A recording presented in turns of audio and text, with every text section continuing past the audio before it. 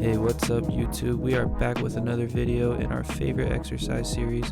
Last week we did lats and traps, so go check that one out if you haven't already, and drop a like and subscribe so you can keep up with all the videos in this series. This week we are doing chest, so let's just jump right into it. This is going to be a superset of flies, as you can probably tell already.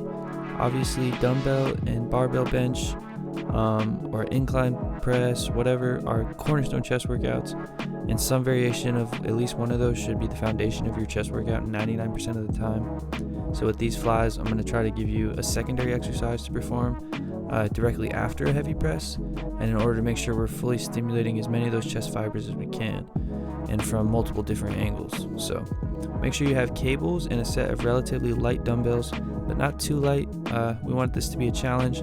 I use 35s or 40s for context, so once you have those, we're going to start this exercise with the downward cable fly crossover, as you can tell there.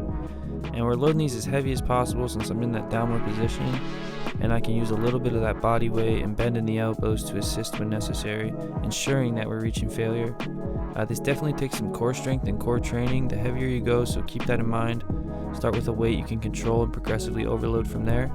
I find using a plate on the floor and driving with the back leg helps a lot with stability if you're doing some decent weights, so keep that in mind.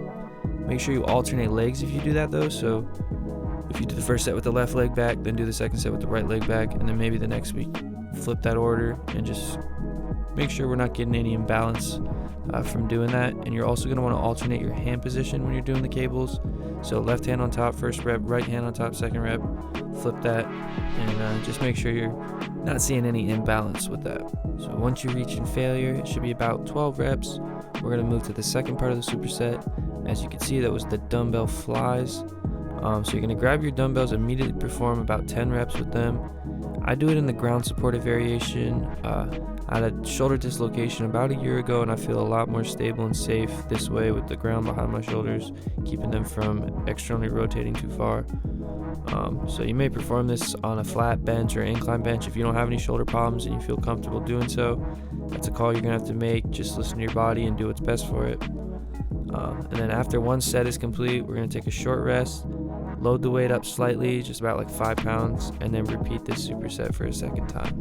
And then once we've completed 2 sets in this position, we're going to drop the cables down at or slightly below shoulder height, drop the weight somewhere around 15%, and then perform cable fly crossovers from a more parallel angle with our arms as straight as possible throughout the rep, which is trying to maximize our pull with the chest.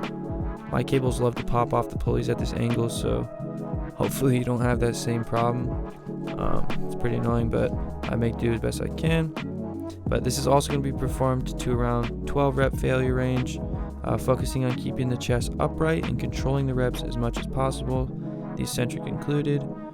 So once complete, superset the dumbbell flies again on the ground or on the bench, whichever way you chose, for 10 more reps. And then we're going to slightly increase the weight for the second set, take a short rest, and then get right into it. This is also going to be to failure, and failure here just means you're compromising your form significantly, and just like barely squeezing reps out even in that state. So grab the dumbbells one more time after that and finish out, and you're going to have the craziest chest pump you've had in a while. So give this one a try. Throw it into the middle or end of your chest day, after your heavy press, whatever. Enjoy the pump. Leave a like and subscribe if you enjoyed this vid. It helps a ton. So I appreciate you guys, and I will see you next week with some triceps. Peace.